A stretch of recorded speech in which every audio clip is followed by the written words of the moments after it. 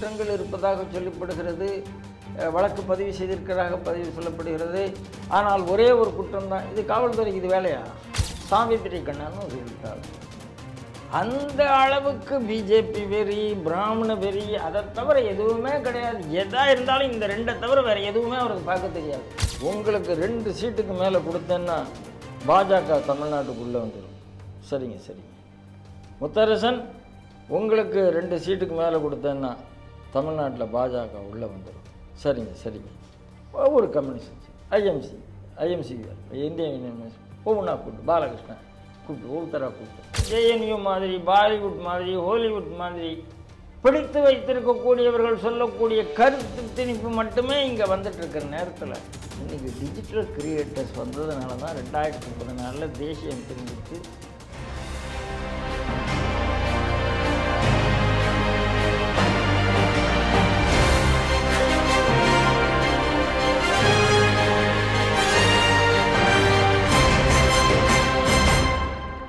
தேசபக்த Sri TV நேயர்களுக்கு வணக்கம்.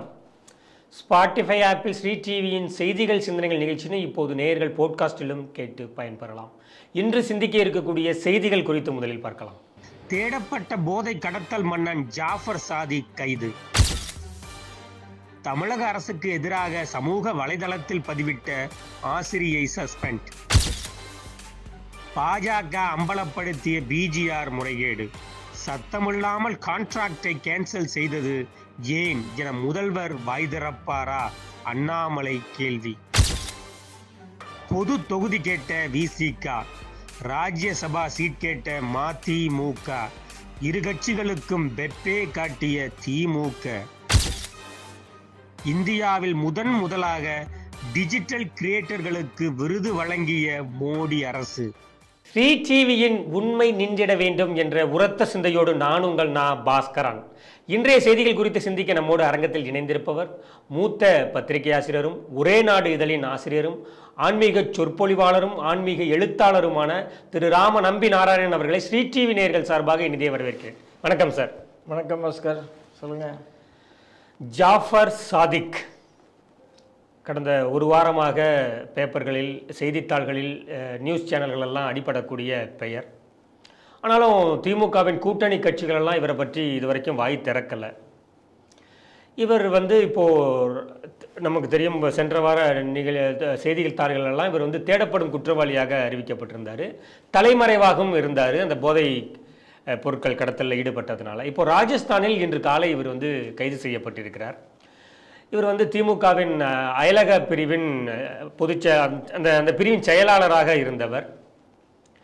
சுமார் 3 வருடங்களில், அதாவது திமுக பதவியேற்று 3 வருடம் ஆகிறது. இவருடைய குற்றப்பின்னணியும் பார்க்கும்போது இந்த 3 வருடத்தில் சுமார் 3500 கிலோ சூட்டோபெட்ரைன் அப்படிங்கக்கூடிய அந்த போதை பொருளுக்கான திரவத்தை கடத்தியதாக இவர் மீது குற்றம் சாட்டப்பட்டிருக்கிறது. இன்று ராஜஸ்தானில் அவர் கைது செய்யப்பட்டிருக்கிறார். இந்த செய்தி எப்படி சார் பார்க்குறீங்க? முதல்ல நம்மளுடைய மத்திய அரசினுடைய அந்த போதை கடத்தல் பிரிவினருக்கு என்னுடைய வாழ்த்துக்கள். இவருடைய கைது யாராருக்கு வயசில் புளியை கரைச்சிருக்கும் அப்படின்னு நான் யோசித்து பார்க்குறேன். யாரெல்லாம் அவசரமாக ட்விட்டரில் இவர் கூட இந்த ஃபோட்டோவை டிலீட் பண்ணாங்களோ அவங்களுக்கெல்லாம் வயத்தில் புளியை கரைச்சிருக்கும். அந்த குடும்பத்துக்கு புளியை கரைச்சிருக்கும். ஏன் அப்படி சொல்கிறேன்னா, இன்றைக்கி காலையில் தான் அவங்க ஒரு அறிக்கை விட்டுருந்தாங்க. என்ன அறிக்கைனா, அரசு காவல்துறை ஒரு அறிக்கை விட்டுருக்கு. என்ன விட்டுருக்கு அப்படின்னா, இவர் மீது 26 குற்றங்கள் இருப்பதாக சொல்லப்படுகிறது. வழக்கு பதிவு செய்திருக்கிறதாக பதிவு சொல்லப்படுகிறது. ஆனால் ஒரே ஒரு குற்றம் தான். இது காவல்துறைக்கு இது வேலையா? ஒரே ஒரு குற்றம் தான் இருக்குது. அதிலிருந்தும் அவர் விடுவிக்கப்பட்டு விட்டார். காவல்துறை ஏவல் துறையால் இருக்குது. அவங்க சொன்ன நேரம் இப்போ இவர் கைதாக இருக்கிறார். அப்போது என்ன மேட்சிங் பார்த்துக்கங்க. பாவம் காவல்துறை. அடுத்த விஷயம், நம்ம அமீரண்ணன் ஒரு விஷயம் பார்த்துங்க. அமீர் மீது மதுரையில் ஹிந்துமனுடைய மாநில தலைவர் ராஜகோபாலன் கொல்லப்பட்டதனுடைய கொலை மீது சந்தேகம் இருந்தது. அது எங்கே காணாமல் போச்சு, எப்படி காணாமல் போச்சு, அவர் எப்படி மீண்டு வந்தார், அதெல்லாம் நமக்கு தெரியலை. சந்தேகம் இருந்ததா? சந்தேகம் இருந்தது. அமீர் என்றைக்குமே இந்துத்துவ விரோதியாகத்தான் இருந்திருக்கிறார். அந்த திரையுலகத்தையே இஸ்லாமியமயமாக்கத்துக்கான வேலை பார்த்துருக்கிறாருன்னா யாரும் மறுக்க முடியாது. அதுலேயும் உண்மையாகத்தான் இருக்க முடியும். இப்போ கூட நம்ம அமீர் என்ன சொல்லியிருக்காரு, எங்கள் ஜாஃபர் சாதிக் ரொம்ப நல்லவர், எந்த அவர்கிட்ட தப்பான பழக்கம் எதுவே கிடையாது, மது கிடையாது, மாது கிடையாது, எதுவுமே கிடையாது. அவரை போய் இப்படி சந்தேகப்படுறாங்க. நான் அவருடைய உழைப்பில் நான் மகிழ்ச்சி அடைந்திருக்கிறேன். அது சரி சார், 4 படம் நீங்கள் டைரக்ட் பண்ணவங்களுக்கு உங்களுக்கு எப்படி இவ்வளோ பணம் கிடைச்சது, யார் கொடுத்தா, எங்கே வந்தது, நீங்கள் அவருடைய உழைப்பெல்லாம் பார்த்தீங்கன்னு சொன்னாங்க, இங்கேருந்து வந்தது, இதெல்லாம் கேள்வி கேட்பாங்க இல்லையா? இப்போ அமீருக்கும் வயிற்றில் புளியை கரைத்திருக்கும். அடுத்த கைது யார், அதுதான் இப்போ பட்டிமன்றம். இன்றைக்கி நம்ம மெயின் ஸ்ட்ரீம் ஊடகங்களெல்லாம் ஜாஃபர் சாதிக் கைது, அடுத்த கைது யார் அப்படின்னு நடத்துமானு நடத்தவே நடத்தாது. ஏன்னா நீங்கள் ஏற்கனவே சொன்ன மாதிரி திராவிட மாடல் கட்சிக்கு ஆதரவு தெரிவிக்கக்கூடிய பங்காளி கட்சி வரை இது சம்பந்தமாக வாயை திறக்கல. அவங்க பேசினாங்க, போதைப்பொருள் தடுப்புக்காக பெரிய மாநாடு ஊராக மாவட்டமாக போராட்டம் நடத்தினாங்க. ஜாஃபர் சாதிக்கு பேசினார்களா, அமீரை பேசினார்களா, திரையுலகத்துறை பேசினார்களான சந்தேகமாக இருக்குது. பேசலை. அப்போ அவர்களுக்கும் புளியை கரைத்து கொண்டு இருக்கும். நமக்கு என்னென்னா, எப்படி பாலிவுட் அன்றைக்கு ஒரு தாவூது கையில் இருந்ததோ, முழுக்க நீங்கள் அங்கே இருக்கிற ஹீரோக்களெல்லாம் பார்த்தீங்கன்னா அழகாக ஹிந்து ஹீரோயின்களை தான் கல்யாணம் பண்ணி போயிருப்பாங்க. அதுவும் ஒரு லவ் ஜிகாத் தான், யாருக்கும் இல்லைன்னு சொல்ல முடியாது. தமிழகத்துலேயும் ஒரு லவ் ஜிகாத், அதாவது தமிழகத்தினுடைய அப்படி பாலிவுட் போன மாதிரி ஹாலிவுட் அவங்க கையில் போய் கொண்டு இருந்தது. பாரதிய ஜனதா கட்சியினுடைய 2 பெரிய சாதனைன்னு நான் எதை சொல்லுவேன் என்றால், அவர்கள் 370 அயோத்தியா அதெல்லாம் சொல்லுவாங்க. நான் அதை சொல்ல மாட்டேன். முதல் சாதனை JNU யூனிவர்சிட்டியிலேருந்து நக்சல்ஸையும் ஜிகாத்திகளையும் வெளியில் அனுப்பினது. 2வது சாதனை அந்த லூட்டியன்ஸ் என்று சொல்லப்படக்கூடிய அந்த பத்திரிகையாளர்கள் கையை முறுக்கி உட்கார வச்சது. அதே அளவு தான் இந்த போதைப் பொருளை தடுத்திருக்கிறதும் சாதனை. ஏன்னா இன்றைக்கி மும்பை முழுக்க அவர்கள் கையில் இருந்தது, அப்படித்தான் சென்னை வந்திருக்கும். அப்போ இந்த அரசுடைய சாதனை என்பது வித்தியாசமான சாதனையாக இருந்து கொண்டிருக்கிறது. பாகிஸ்தானை தலாடிய காணாமல் போயிருக்கு பொருளாதார ரீதியாக. அப்படி பார்த்தா இது மகா பெரிய சாதனை என்ற பெரிய நெட்வொர்க்கை இதை கண்டுபிடிக்கிறார். ஜாஃபர் சாதிக்கு அயலகத்துறையினுடைய பொறுப்பாளர். இப்போ என்னுடைய கேள்வி, அயலகத்துறை எதுக்கு இருக்குது? இப்போ பாரதிய ஜனதா கட்சியில் அயலகத்துறை இருக்குது இல்லைன்னு சொல்லுவேன். அவங்க உடனே என்ன பண்ணுறாங்க, யுக்ரைனில் நடந்த விஷயத்தில் அவங்க கலெக்ட் பண்ணி எத்தனை பேரை மீட்டுட்டு வரணும்னு பார்த்தாங்க. இந்த ஊரில் கிறிஸ்துவ மத பிரச்சாரம் பண்ணி ஆப்கானிஸ்தானில் போய் மாட்டிக்கொண்ட தமிழ் பாதிரியை நம்ம மீட்டு கொண்டு வந்திருக்கோம். நம்ம எல்லா வேலையும் அயலகத்துறை என்ன வேலை பண்ணுமோ அதை நம்ம பண்ணியிருக்கோம். இந்த அயலகத்துறை என்பது தேங்காய் பவுடரை கடத்துறதுக்கு, தேங்காய் பவுடருங்கிற பேரில் போதை மருந்தை கடத்துறது. தேங்காய் பவுடருங்கிறது எங்கேருந்து அவன் பேட்டர்ன் வாங்கினா, என்ன பண்ணா, எப்படி கடத்துகிறான்? ஒரு பொருள் நீங்கள் கடத்துறீங்கன்னா அது என்ன பொருள், அந்த பொருளுடைய ஸ்பெசிஃபிகேஷன் என்ன, whether it has been accepted, அதுக்கு பேட்டர்ன் இருக்கா? இப்போ 100 கேள்வி வருதா இல்லையா? நான் ஒரு தேங்காய் பவுடர் பண்ணி பண்ணுறேன்னா எனக்கு அதெல்லாம் புரியலை. உண்மையிலேயே இந்த கேள்விகள்லாம் என் மனசில் வந்திருக்கு. இதெல்லாம் அறிந்தவர்கள் தான் பதில் சொல்லணும். அறியப்படாத ஒரு பொருளுக்கு ஏற்றுமதிக்கு அனுமதி இருக்குமா? அன்பேட்டன்ட் பொருளுக்கு ஏற்றுமதிக்கு அனுமதி இருக்குமா? இதெல்லாம் எனக்கு தெரியலை. அப்போ தேங்காய் பவுடரை அனுப்ப வேண்டிய அவசியம் எங்கேருந்து வந்தது? எந்த நாடுகளுக்கு? அந்த நாடுகளுக்கு தேங்காய் பவுடர் இல்லையா? இதில் 100 கேள்வி வருகிறது. அப்போ இது எல்லாமே எல்லா டிபார்ட்மெண்ட்லையும் சேர்ந்து தான் இதில் ஏமாந்துருக்காங்கன்னு தோணுது. இதுதான் இன்றைக்கி நெட்வொர்க், ஒரு பெரிய நெட்வொர்க். இது வந்த பிறகு யார் கைதாவார் எனக்கு தெரியாது. அமீர் முதலாக போகிறாரா, இல்லை எப்போதுமே அமைச்சராக இருந்தாலும் விளையாட்டாகவே இருக்கிற அந்த இளவரசர் ஆக போகிறாரா, இல்லை அவர் வீட்டம்மா எப்போதுமே இவங்க வச்சுட்டு டைரக்ட் பண்ணிவிட்டு இப்போது பெரிய படத்தை அவங்க தான் தயார் பண்ணி டைரக்ட் பண்ணிகிட்ருக்கிறாங்க. அப்போ இந்த ஜிஹாதிகள் எல்லாம் ஜிஹாதிகள் எவாஞ்சலிஸ்ட் இவங்கள்லாம் ஒரு கூட்டமாக இருந்து தவறான நீங்கள் இலங்கையினுடைய பிரச்சனை என்ன, இதே போதைப்பொருள் கடத்தல் தான் எல்டிடி உயிர் வாழ்ந்தது. தேச விரோதமாக இருக்கக்கூடிய அத்தனை அமைப்புகளும் அவங்களுடைய ரிசோர்ஸுங்கிறது போதைப்பொருளில் தான் வந்துட்டுருக்கு. அதனால் இந்த போதைப்பொருள் கேங்கை ஒழிக்கிறதுங்கிறது தேசத்துக்கு நல்லது. அதை இந்த அரசாங்கம் நல்லபடியாக செய்திருக்கு.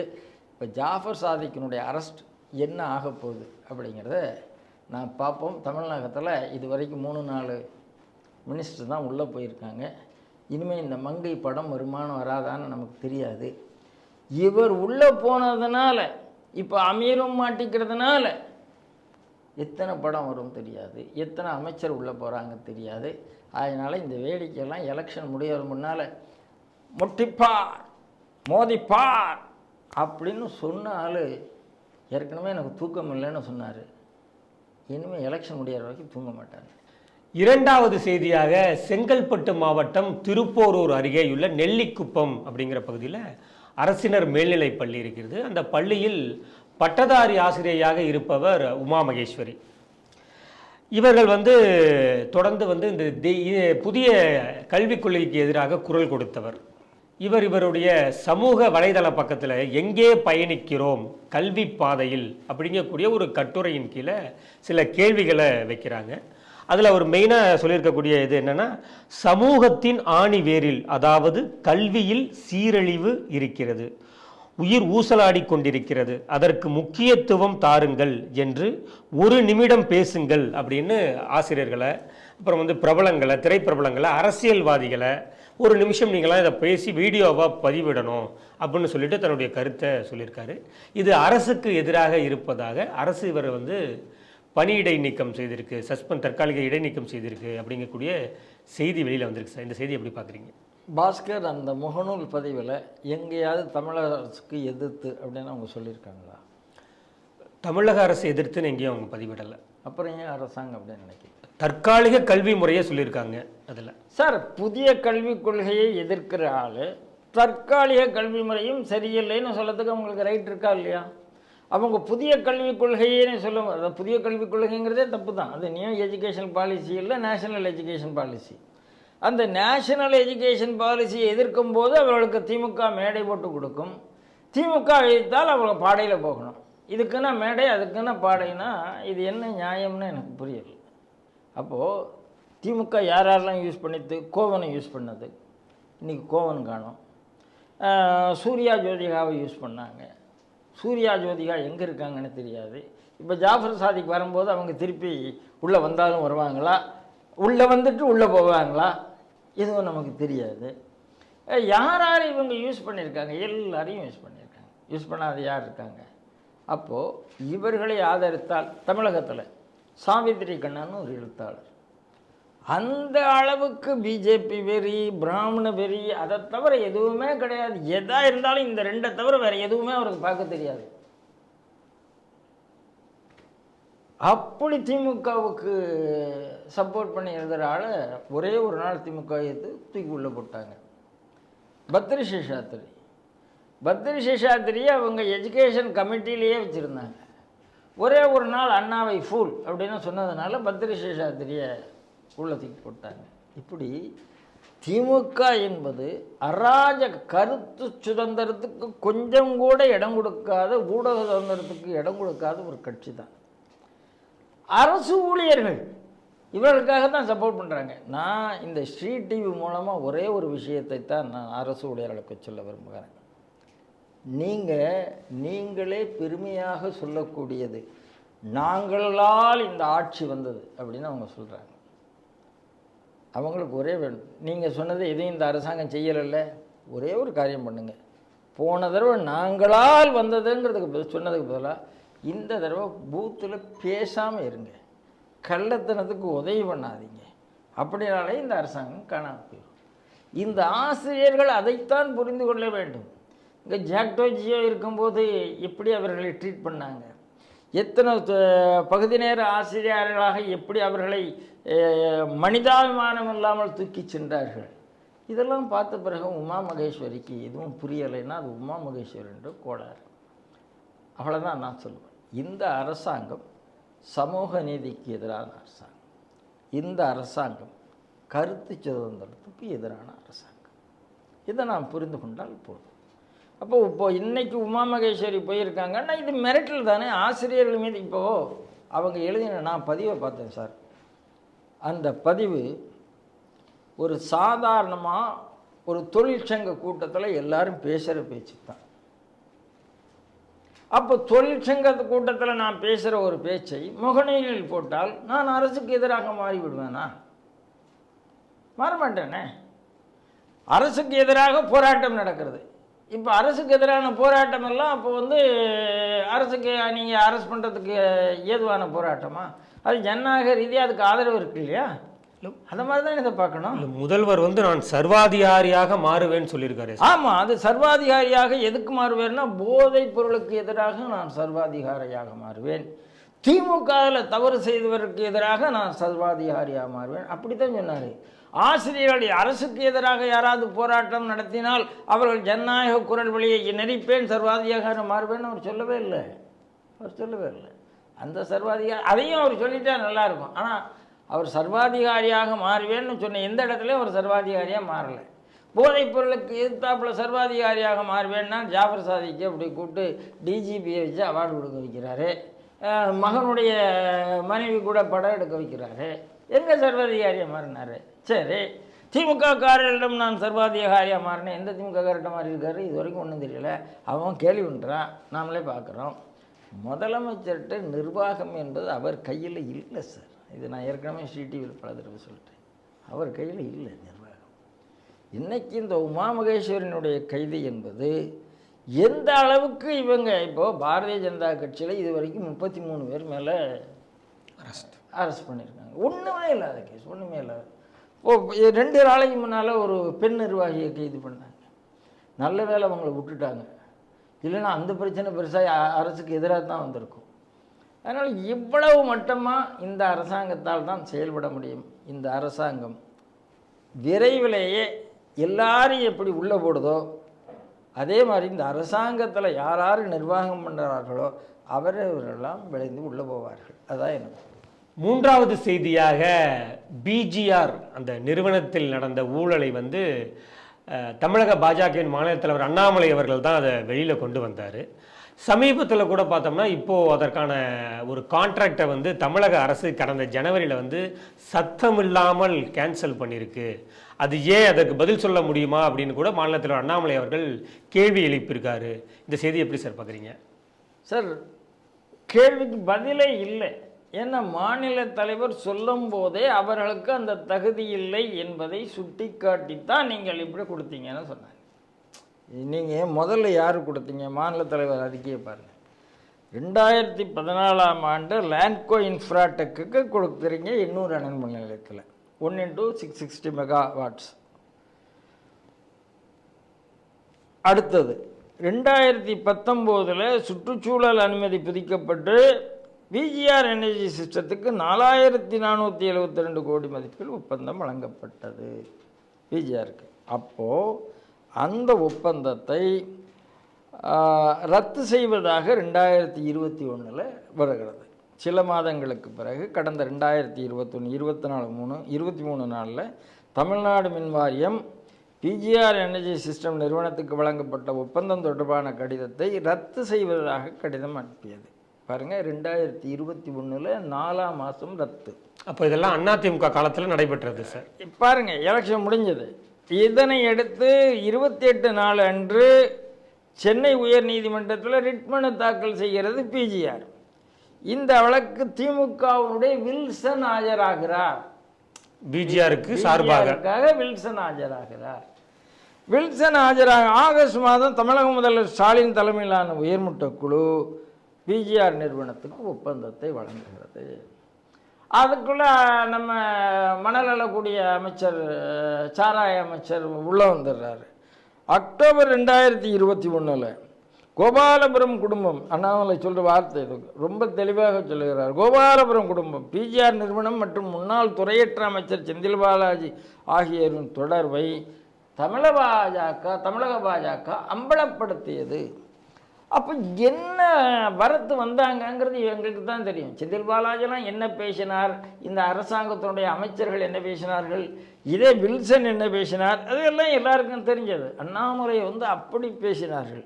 2022 பிப்ரவரி மாதம் பிஜிஆர் நிறுவனம் தங்களுடைய ஒரு சமரசத்தை ஏற்படுத்தி கொண்டு தமிழ்நாடு மின்சார வாரியத்துக்கு எதிராக தொடர்ந்து ரிட் மனுவை வாபஸ் பெறுகிறது. ஏன்னா இவங்களுக்கு தான் கொடுத்தாச்சுல்ல. அப்புறம் அந்த ரிட் மனு வாபஸ் ஆகிறது. அதைத் தொடர்ந்து 2022 திருப்பி அந்த ஒப்பந்தம் புதுப்பிக்கப்படுகிறது. 2023 பாஜக ஒரு கடிதம் வெளியிடுகிறது. பிஜிஆர் நிறுவனத்துக்கும் தமிழ்நாடு வாரியம் அனுப்பிய கடிதத்தை பாஜக வெளியிட்டு அதில் ஒப்பந்தத்தை புதுப்பித்த 15 மாதங்களுக்கு பிறகும் திட்டத்தை நிறைவேற்ற பிஜிஆர் நிறுவனம் எந்த முயற்சியும் மேற்கொள்ளவில்லை. பாருங்க, பாஜக சொன்ன பிறகும் அந்த ஒப்பந்தம் போடப்படுகிறது, ஒப்பந்தம் அளிக்கப்படுகிறது, பாஜக எதிர்க்கிறது, எதிர்ப்பையும் மீறி ஒப்பந்தம் கொடுக்கப்படுகிறது.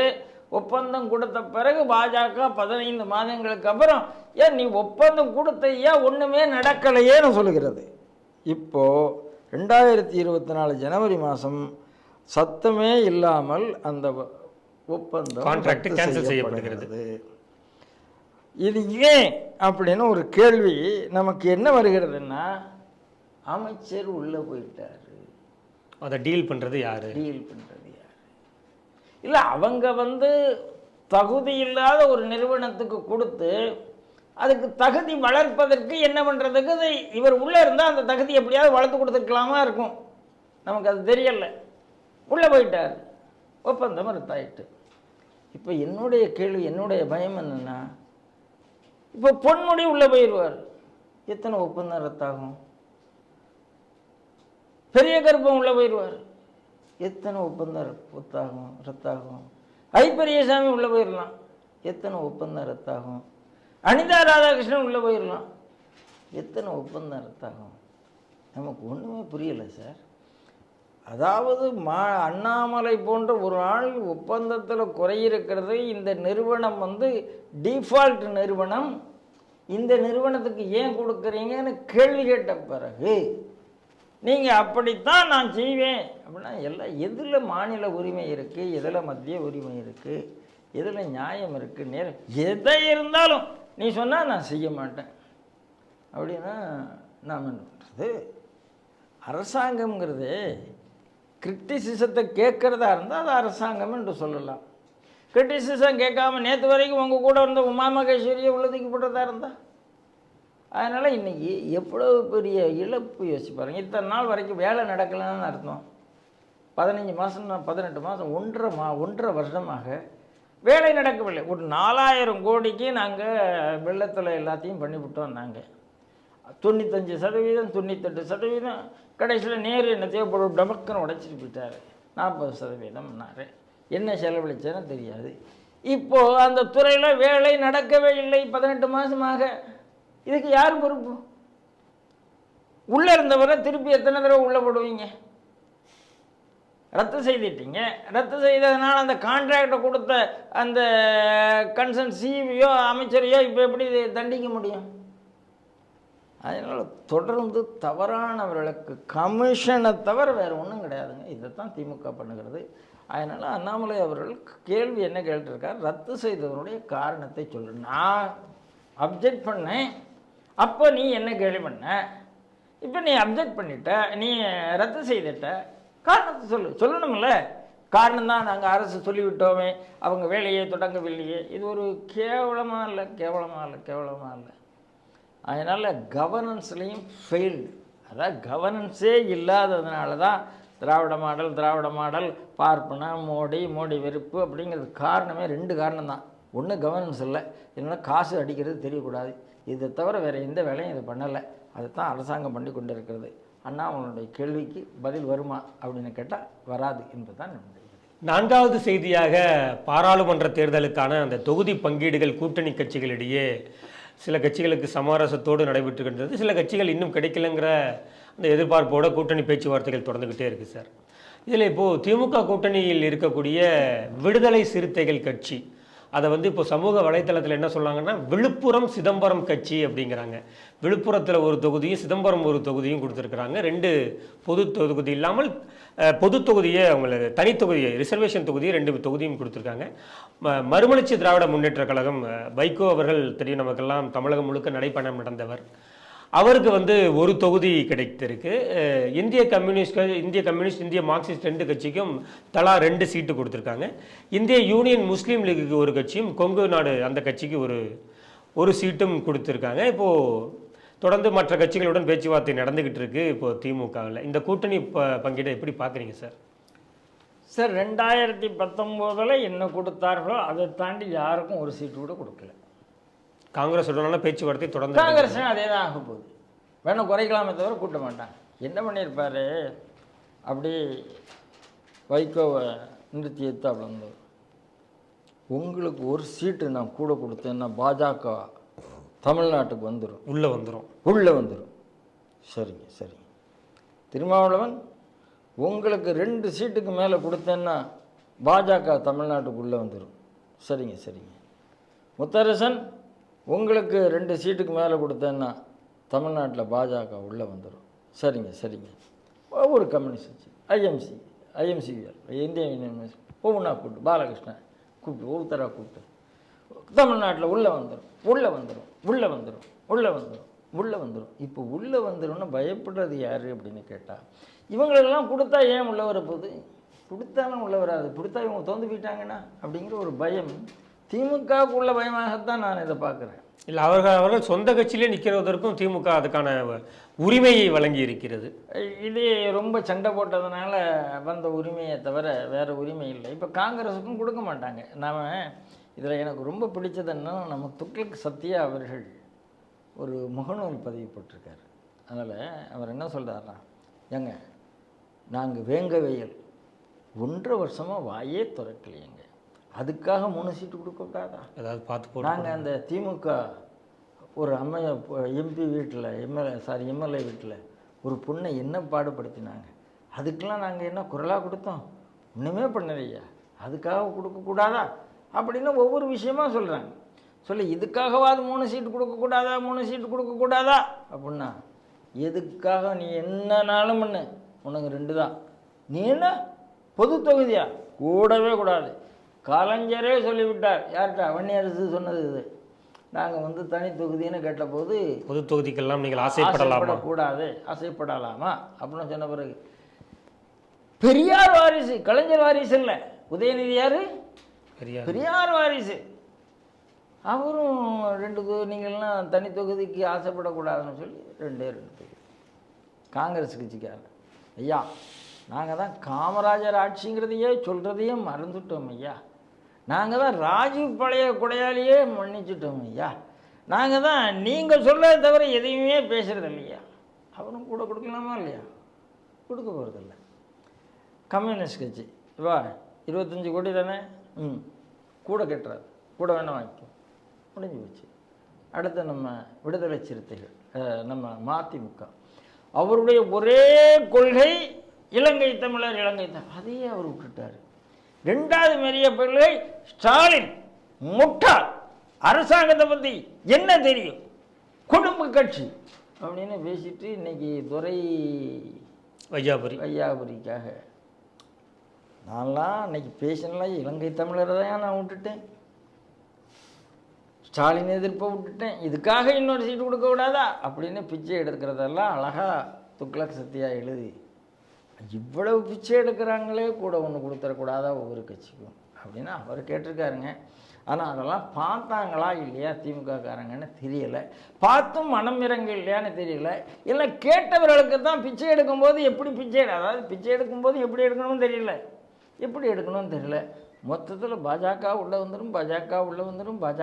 வந்துடும் ஒரு மோகம் அப்படி மகிடிக்கு முன்னால் இவர்கள் ஆடி போய் இருக்கிறார்கள்.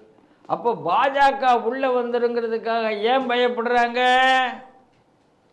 செந்தில் பாலாஜி உள்ளே போன மாதிரி, ஐபிஎஸ்சாமி போக போகிற மாதிரி, பொன்முடி போக போகிற மாதிரி, அனிதா போக போகிற மாதிரி, ஜாஃபர் சாதிக் போயிட்டது மாதிரி, ஜாஃபர் சேட்னு ஒருத்தர் இருக்கார், அவருக்கு என்னாகும்னு இனிமேல் தெரியாது.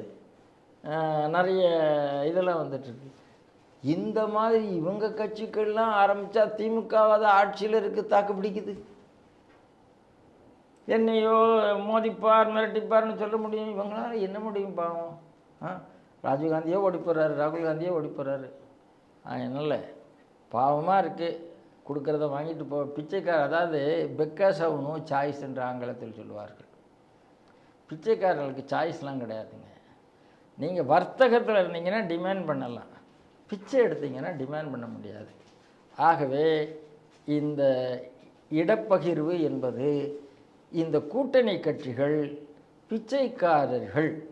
பிச்சைக்காரர்கள் மட்டுமே என்பதை நிரூபித்திருக்கிறது. இதுதான் என்னுடைய இறுதி செய்தியாக முதன் முறையாக இந்தியாவில் அந்த டிஜிட்டல் கிரியேட்டர்ஸ் அப்படிங்கக்கூடியவர்களுக்கு ஒரு பிளாட்ஃபார்மை இந்திய அரசே கிரியேட் பண்ணி கொடுத்துருக்கு சார். அதில் ஒரு 20 பிரிவுகள் வச்சுருந்துருக்காங்க. அந்த 20 பிரிவுகளிலிருந்து ஒரு தலை சிறந்தவர்கள் தேர்ந்தெடுத்திருக்காங்க. அதில் சுமார் 1.5 லட்சம் பேர் அதில் அப்ளை பண்ணியிருக்காங்க. ஒவ்வொரு கேட்டகரி இருக்குது. அதில் தமிழகத்திலிருந்து கதை சொல்லும் பிரிவில் கிருத்திகா கோவிந்தசாமி அப்படிங்கிறவங்க பாரத பிரதமர் மோடி அவர்களின் திருக்கரங்களால் விருதை பெற்றிருக்காங்க. அப்போ மோடி அவர்கள் பேசும்போது நிறைய விஷயங்களை சொல்லியிருக்காங்க. அதில் கிரியேட் ஆன் டிஜிட்டல் மூவ்மெண்ட் அப்படிங்கிறத நீங்கள் உருவாக்கணும். இந்தியாவின் தலை சிறந்த கலாச்சாரம், பண்பாடு போன்றவற்றை நீங்கள் ஆவணப்படுத்தி அதை வெளி உலகுக்கு பறைசாற்றணும் அப்படின்னு ஒரு அழைப்பு விடுத்திருக்காரு. இந்த செய்தி எப்படி பார்க்குறீங்க? முதல்ல அதாவது எல்லா விஷயத்திலையும் இந்த அரசாங்கம் முன்னுதாரணமாக இருக்கிறது. இந்த டிஜிட்டல் கிரியேட்டர்ஸுக்கு ஒரு நேஷ்னல் அவார்டு கொடுக்கணும் அப்படிங்கிறது வேறு யாரும் யோசிச்சு போட்டுக்க மாட்டாங்க. ஏன்னா சினிமாவுக்கு அவார்டு இருக்குது, எழுத்துக்கு அவார்டு இருக்குது, வேறு சில ஃபீல்டுகளுக்கு அவார்டு இருக்குது. டிஜிட்டல் கிரியேட்டர்ஸுங்கிறது ஒரு பொதுத்தளம். அதாவது எப்படி சமூக ஊடகம் தான் அது. சமூக ஊடகத்துக்கு ஒரு அவார்டு. நீங்கள் 1.5 லட்சம் பேர் இதுக்கு அவார்டுக்கு அப்ளை பண்ணுறான்னா எத்தனை பிரெயின் இங்கே இருக்குது. இந்த பிரெயினுக்குலாம் சினிமாவுக்கு போகிறதுக்கு அவங்களால முடியலை. இந்த பிரெயினுக்கெல்லாம் பதிப்பகத்துறைக்கு போகிறதுக்கு முடியலை. இந்த துறைக்கு இன்றைக்கி வாய்ப்பு இருந்திருக்கு. ஆக அந்த துறையெல்லாம் பிடித்து வைத்து கொண்டிருக்கிற ஜேஎன்யூ மாதிரி, பாலிவுட் மாதிரி, ஹாலிவுட் மாதிரி பிடித்து வைத்திருக்கக்கூடியவர்கள் சொல்லக்கூடிய கருத்து திணிப்பு மட்டுமே இங்கே வந்துட்டுருக்கிற நேரத்தில் இன்றைக்கி டிஜிட்டல் கிரியேட்டர்ஸ் வந்ததுனால தான் 2014 தேசியம் திரும்பித்து, 2019 தேசியம் திரும்பித்து, 2024 இனி திரும்பும். இவர்கள் யார் ஆக்கிரமித்து வைத்திருக்கிறார்களோ, வெள்ளைக்காரன் போனானே தவிர வெள்ளைக்காரன் ஏஜெண்ட் யாரும் போகாமல் அதிகாரத்தை ஆக்கிரமித்து வைத்திருந்தார்கள். அது இன்றைக்கி காணாமல் போயிருக்கு. அதை புரிந்து கொண்டு அவர்களை ஊக்குவிக்க வேண்டும். ஏன்னா அவங்க நிறைய நல்ல விஷயத்தை கொண்டு வந்திருக்காங்க. அதுதான் அவர் சொல்கிறாரு, நம்மளுடைய தேசம், பண்பாடு, கலாச்சாரம், அப்படிப்பட்ட விஷயங்கள் நீ எக்கச்சக்கமாக வந்துட்டுருக்குங்க, எக்கச்சக்கமாக வந்துட்டுருக்கு. நான் ஆச்சரியப்பட்டிருக்கேன். நீங்கள் தமிழகத்தில் கம்பராமாயணம் 10,700 பாடலும் டிஜிட்டலைஸ் ஆகிருக்கு. இன்றைக்கி உடனே கிடைக்கும். 4000 உடனே கிடைக்கும். தேவாரம் திருவாசகம் உடனே கிடைக்கும். திருப்புகழ் திருவந்தரம் உடனே கிடைக்கும். எல்லா விஷயமும் இன்றைக்கி போக போக போக எதெல்லாம் சமுதாயத்தில் கிடைக்காமல் இருந்ததோ அதெல்லாம் இன்றைக்கி கிடைத்து கொண்டு இருக்கிறது. ஒரு லேசாக ஒரு பட்டனை தட்டினா எல்லாம் வந்து கொண்டே இருக்கும். உங்களுக்கு என்ன விருப்பமோ அந்த விருப்பத்தில் படிச்சுட்டு நீங்கள் தேடி தேடி போன காலத்தில் போய் இன்றைக்கி தேடி வர்ற காலம் இருக்கும்போது எத்தர்களால் ஏமாற்ற முடியவில்லை. அதனால் அதை கரெக்டாக பண்ணி அதற்காகத்தான், அதுவும் மோடி காலத்தில் அந்த டிஜிட்டலுக்கு, அதனால தான் இன்றைக்கி உலகம் முழுக்க இந்தியாவை மதிக்கிறது. நாம் அந்த அளவுக்கு நாம் இந்த துறையில் கோலோச்சி பதிச்சிருக்கிறோம். வேடிக்கையாக ஒரே ஒரு இன்சிடெண்ட் சொல்லிவிட்டு நான் முடிச்சிடுறேன். 2001 கோயம்புத்தூரில் இண்டஸ்ட்ரியல் ஃபேர் நடந்தது. இண்டஸ்ட்ரியல் ஃபேரில் பிரமோத் மகாஜன் அப்பனுடைய இன்ஃபர்மேஷன் ப்ராட்காஸ்ட் மினிஸ்டர். அவர் வெளிநாட்டுக்கு போயிருந்தேன். நான் வெளிநாட்டுக்கு போயிருந்தபோது கவசாக்கியை பார்த்தேன். கவசாக்கிங்கிறது யாருன்னா இந்த கம்ப்யூட்டர் மவுஸை கண்டுபிடிச்சாள். அவர்கிட்ட நான் ஒரு கேள்வி கேட்டேன், நீங்கள் ஏன் அதுக்கு மவுஸுக்குன்னு பேர் வச்சா அப்படின்னு ஒரு கேள்வி கேட்டேன். அவர் அதுக்கு பதில் சொன்னார், it is a good question. இன்றைக்கி கேள்விக்கு பதில் தெரியலைன்னா அந்த கேள்விக்கு பதில் என்னென்னா it is a good question. Bhaskar என்ற ஒரு நல்ல கேள்வி கேட்டார், எனக்கு பதில் தெரியலன்னா பாஸ்கர் இட் இஸ் குட் கொஸ்டின்னா குட் கொஸ்டின், முடிஞ்சு போச்சு, பதில் வேண்டாம். அதான் பதில். அதான் பதில். அப்படி சொல்லிட்டாரு, கவசாய்க்கு சொல்லிட்டாரு. ஓஹோ என்னடா பண்ணுறது அப்படின்னா, இவர் உடனே கவசாய்க்கு கேட்டிருக்காரு, ஏன்ட்ட ஒரு கேள்வி இருக்குது, நீங்கள் பதில் சொல்லுங்கள். என்ன சொல்லுங்கள்? நான் தாங்க இந்த மவுஸை கண்டுபிடிச்சேன், ஆனால் நீங்கள் தானே சாஃப்ட்வேர் இண்டஸ்ட்ரியில் உலகத்துக்கு பெஸ்ட்டாக இருக்கீங்க, இதுக்கு காரணம் என்ன அப்படின்னு பிரமோத் மகாஜன்ட்டு கேட்க, பிரமோத் மகாஜன் சொன்னாராம், this is a good question அப்படின்னு பதில் சொல்லி. கொஞ்ச நேரத்துக்கு அப்புறம் அவருக்கு ஒரு பதில் வந்திருக்கு. என்ன வந்திருக்கேன்? இல்லைங்க அது இல்லைங்க, எங்கள் நாட்டில் ஒரு சாமி உண்டு, ஒரு கடவுள், அவர் மவுஸில் தான் அம்மா அப்பாவை சுற்றி வந்தார். அப்போ மவுஸில் அம்மா அப்பாவை சுற்றி வந்தால் உலகத்தை சுற்றி வந்தது மாதிரி அர்த்தம். அப்போ எங்கிட்ட மவுஸ் இருக்கிற வரைக்கும் நாங்கள் உலகத்தை சுற்றி வரோம், ஆகையினால தான் அதுக்கு மவுஸு நாங்கள் இன்றைக்கி சாஃப்ட்வேரில், நீங்கள் மவுஸுன்னு ஏன் பேர் வச்சிங்களோ தெரியாது, பேர் வச்சதுனால தான் நாங்கள் இன்றைக்கி சாஃப்ட்வேரில் உலகத்தை சுற்றி வந்துட்டுருக்கோம் அப்படின்னு அவர் பதில் சொன்னாராம். சொல்லிவிட்டு அவர் சொல்கிறாரு, எது இருந்தாலும் நம்முடைய பண்பாடு கலாச்சாரம் அந்த அம்மா அப்பா அப்படி சுற்றி வந்தது அதுதாங்க இந்தியாவை முதல்ல வச்சிட்ருக்கு அப்படின்னு அவர் முடித்தார். அதைத்தான் இன்றைக்கி பிரைம் மினிஸ்டர் பேசியிருக்கிறார். நம்மளுடைய கலாச்சாரம் நம்மளுடைய பண்பாடு உலகத்துக்கு போக வேண்டியது இதுதான், வேறு எதுவும் இல்லை. அதை இன்றைக்கி பிரைம் மினிஸ்டர் அழகாக சொல்லியிருக்கார். அதுக்கு இந்த டிஜிட்டல் ரொம்ப உதவி பண்ணும். ஏன்னா உலகத்து நாடுகள்லேயே எந்த நாடுகள்லேயும் இல்லாத இலக்கிய வளமிக்க நாடு இந்தியா. அது தமிழாக இருக்கட்டும், சம்ஸ்கிருதமாக இருக்கட்டும். அதனால் அதெல்லாம் போகிறதுக்கு இது உதவி பண்ணும்.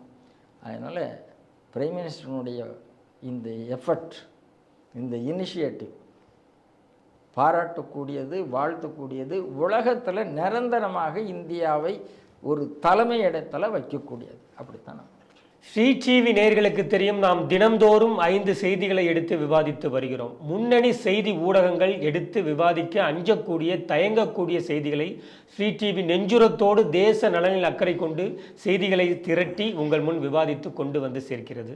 அந்த வகையில் இன்றைய செய்திகள் சிந்தனைகள் நிகழ்ச்சியில் கலந்து கொண்டு தனது ஆக்கப்பூர்வமான கருத்துக்களை நம்மோடு பகிர்ந்து கொண்ட ஒரே நாடு ஆசிரியர் திரு ராம நம்பி நாராயணன் அவர்களுக்கு ஸ்ரீ டிவி நேயர்கள் சார்பாக நன்றியை தெரிவித்துக் கொள்கிறேன். நன்றி சார். ஜெய் ஹிந்த். ஜெய் ஹிந்த். ஜெய் ஸ்ரீராம். ஜெய் ஸ்ரீராம்.